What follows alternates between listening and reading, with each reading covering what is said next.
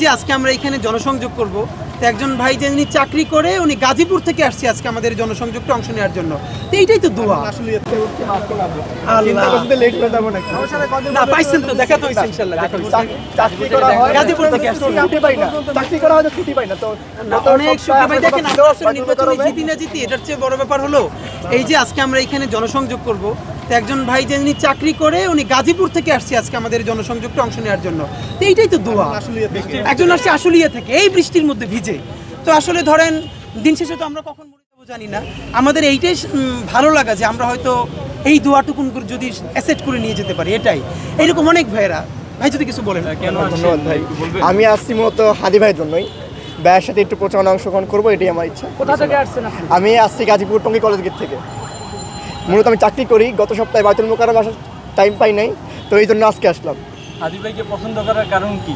ওনাকে পছন্দ করার আসলে স্পেসিফিক কোনো কারণ নাই, উনি মানুষটাই এরকম যে ওনাকে পছন্দ করাই লাগবে। আপনি তো পছন্দ আসনের ভোটার না, না তারপরও আসছেন। আমি আসছি ভাইয়ার জন্যই, মূলত এটাই। দোয়া তো সবাই করতে পারে ইনশাআল্লাহ। হাদি ভাইয়ের ব্যাপকতা তো এখন বাংলাদেশ, মানে ওনার সাথে একটু অংশগ্রহণ করতে পারলে আমি নিজেকে অনেক ধন্য মনে করবো, এই জন্যই আসলাম।